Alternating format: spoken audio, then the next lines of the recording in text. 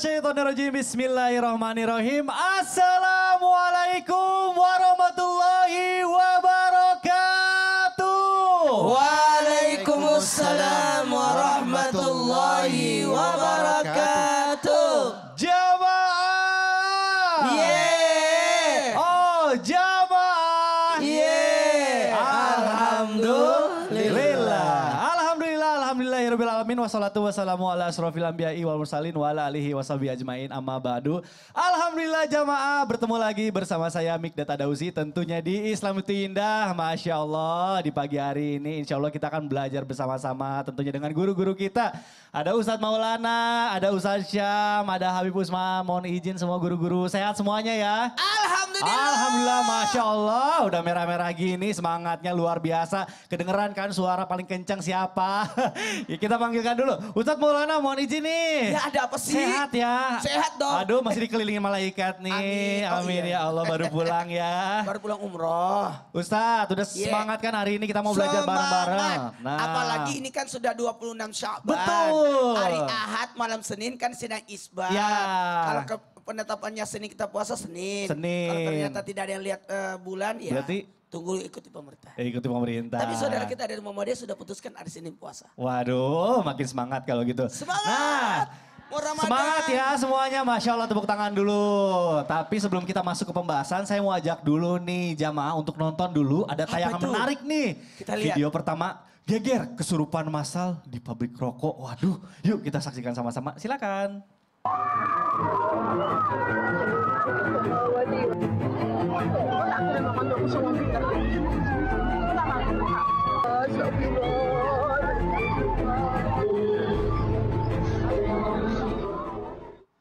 Waduh, ini sepabrik-pabriknya semuanya kesurupan gimana Ustadz? Jadi gini, disinilah pentingnya adakan yang namanya majelis. Oh betul. Bikin betul. majelis, bikin pengajian. Ya. Dalam satu hal itu apalagi kalau bisa dihatamkan Quran dan satu tempat. Oh, Ruqyah betul, betul. tempat itu, ruqyah rumah itu Ya. dengan menghatamkan Quran. Ya, ya. Apa salahnya kita panggil 30 orang santri. Betul. Satu orang satu juz. Betul. Kan lebih mudah. Ya. Atau sama-sama baca yasinan atau ratib adat dan sebagainya. Ya. Ini luar biasa, zikir itu penting. Bagaimana ruqyah itu bukan hanya manusia yang diruqyah. Tempat pun juga ya. diruqyah. Oh ya, kadang Ada kita lagi nggak tahu. namanya, jangan sampai gara-gara ini menjadikan kita, maaf ya, oh ternyata dia butuh tumbal. Ini yang Wah, bahaya. ini salah Jangan nih ya. sampai justru menyesatkan buat kita sehingga terjadi kemusyrikan berikutnya. Nauzubillah. Karena sekali lagi, kata Habib Novel, Ya. yakni bahwa kita ini manusia adalah inni ja'ilun khalifatan fil Wah. ardi. Kita adalah Pemimpinnya ya. Khalifah di muka bumi. Waduh, Tidak usah betul, takut. betul, Usah. Nah, mana tuh mana? Baik.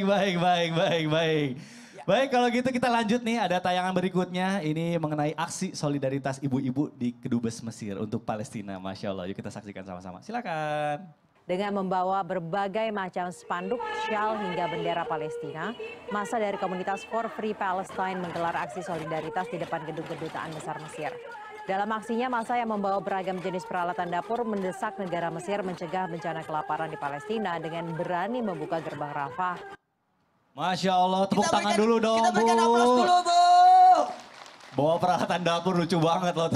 Karena gini, ini adalah bentuk perhatian kita, Ya. apa yang kita bisa bantu buat Betul. saudara-saudara kita di Palestina. Betul. Setidak-tidaknya biasa Ustaz Sam memposting, Ya. mungkin sosial media itu semua memposting Betul. bahwa ada kejadian seperti ini dan harus diingatkan. Dan Masya Allah, Tabarakallah, boleh membantu itu tidak mesti dengan tenaga, pikiran, bahkan atas apapun yang kita miliki. Salah satunya adalah mendoakan. Ya. Kalau memang kita punya kekuatan, bantulah lewat kekuatan kita. Kalau memang kita punya dana, kirimkanlah dananya. Kalau memang tidak ada, itu adalah ungkapkan lewat doa dan setidak-tidaknya pakai hati, dan itu pun termasuk ya cuma pakai hati doang, ya itu selama-lamanya iman. Oh, Harusnya Masya kita Allah. bantu karena lagi terzalimi. Ya. Ada lagi nih, sebenarnya yang diuji bukan orang Palestina. Oh, Tahu gitu. nggak Siapa yang diuji, Ustaz? Kita yang diuji. Seberapa Oh. peduli kita kepada saudara kita. Apa yang kita Karena lakukan? seorang muslim itu bagaikan satu tubuh, satu bersaudara. Oh. Kalau satu yang dikena, yang lainnya ikut merasakan. Apalagi ini jelang Ramadan, harusnya Betul. yang bersengketa, yang hargailah bulan suci Ramadan. Betul. Hargailah bulan suci Ramadan. Bulan Ramadan ini orang muslim mau ibadah. Betul. Orang muslim mau tarawih, mau puasa. Terus kenapa masih diserang juga? Betul. Tolonglah hentikan semuanya. Ya Allah. Hentikan! Allahu Akbar. Ustadz, baru mau sedih-sedihan jadi kaget ya Allah. Tapi memang benar ya. Berarti kalau bisa kita bantu pakai harta kita. Kalau harta kita nggak bisa pakai doa. Tapi itu udah. Mana PBB? Nah itu dia. Malah katanya bulan Ramadan yang mau dihilangin sama si itu tuh. Kesel banget ya. Wah tuh udah siap kalau gitu. Baik guruku Ustadz Maulana, terima kasih atas tanggapannya dan masukannya, Masya Allah. Boleh tepuk tangan dulu dong Bu buat Ustadz Maulana, Masya Allah. Wah jamaah, setelah kita nonton ya tadi 2 tayangan barusan, ternyata kita itu ya di dalam hidup selalu dihadapkan dengan cobaan-cobaan. Apalagi kita sebentar lagi nih akan menjelang bulan suci Ramadan. Masya Allah, pas banget berarti kalau gitu sama tema kita hari ini. Temanya adalah cobaan-cobaan menjelang Ramadan. Boleh tepuk tangan dulu dong Bu buat tema kita hari ini. Masya Allah. Baik, sebelum kita masuk ke pembahasan, ada satu lagi nih tayangan. Ini tayangan yang berkaitan juga sama tema kita, tayangan mengenai ayah yang kehilangan 2 anaknya ketika banjir bandang. Yuk kita saksikan sama-sama, silakan. Bencana banjir bandang Humbang Hasundutan Sumatera Utara meninggalkan duka mendalam bagi Alexander Silaban. Ia kehilangan 2 orang anaknya yang masih duduk di bangku kelas 1 dan kelas 4 sekolah dasar. Saat kejadian longsor pada Jumat malam, Silaban sedang berada di warung, sedangkan istrinya berada di rumah. Sementara kedua anaknya berada di rumah warga sekitar. Setelah mendengar ada suara gemuruh dari perbukitan, Silaban langsung menuju rumahnya. Namun, material longsor telah menutupi rumahnya. Innalillahi wa inna ilaihi raji'un. Kita turut berduka cita sedalam-dalamnya.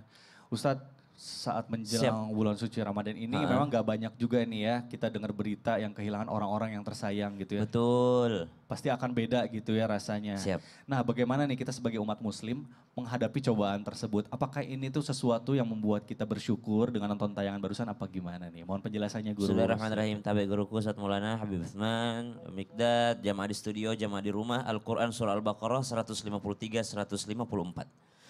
أعوذ بالله من الشيطان الرجيم يا أيها الذين آمنوا استعينوا بالصبر والصلاة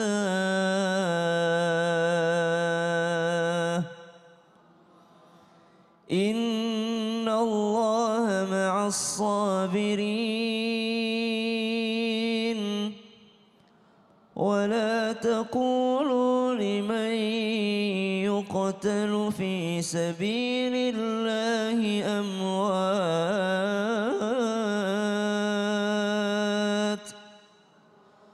بل أحياء ولكن لا تشعرون.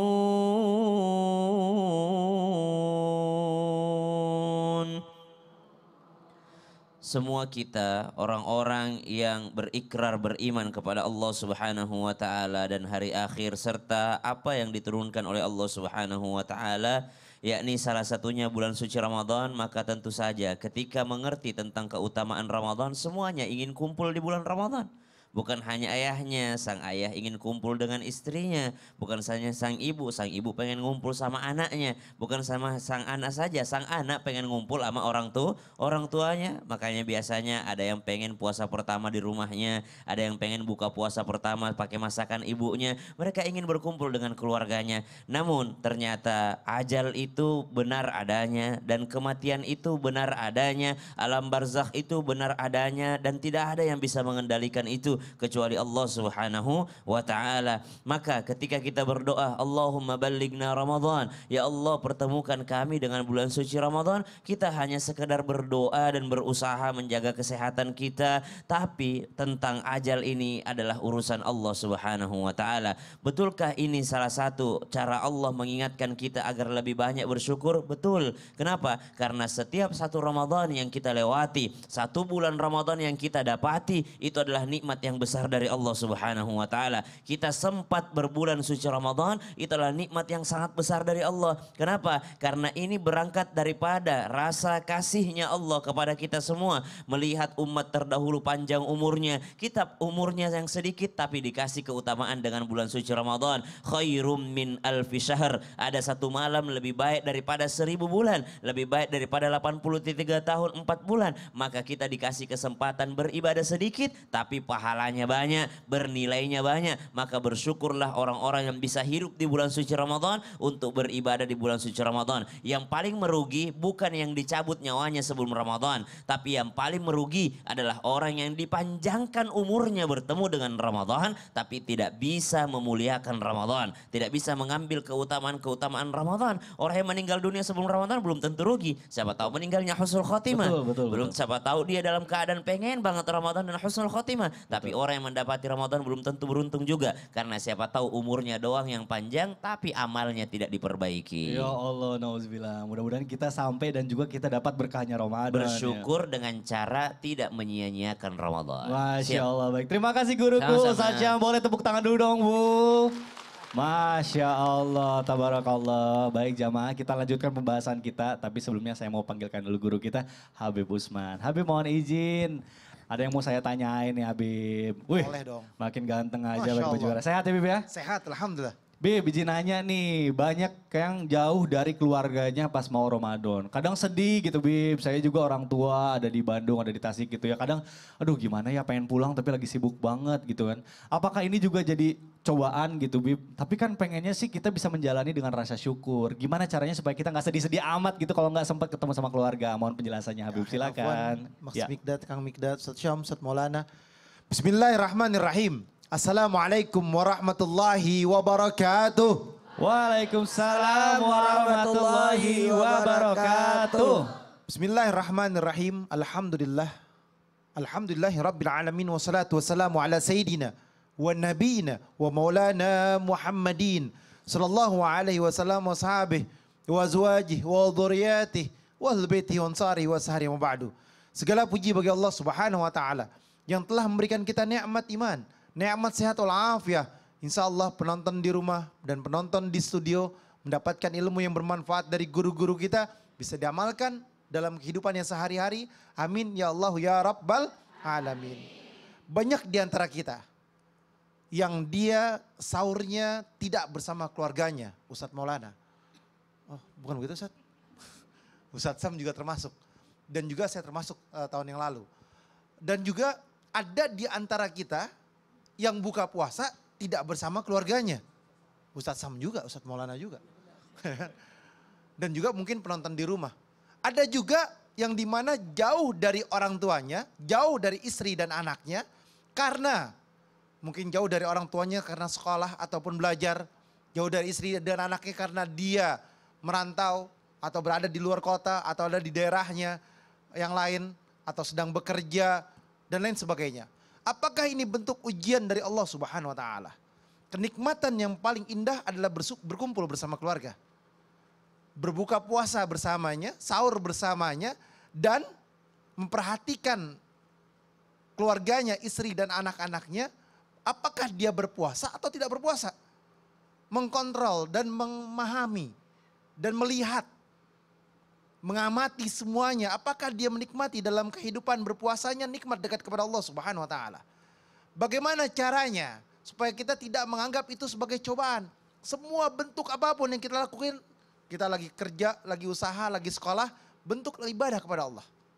Jadi misalkan Ustadz Maulana, Ustadz Syam, saya lagi ada di luar, nggak bersama keluarga, ini bentuk lagi ibadah, mencari rezekinya Allah Subhanahu wa taala untuk keluarga.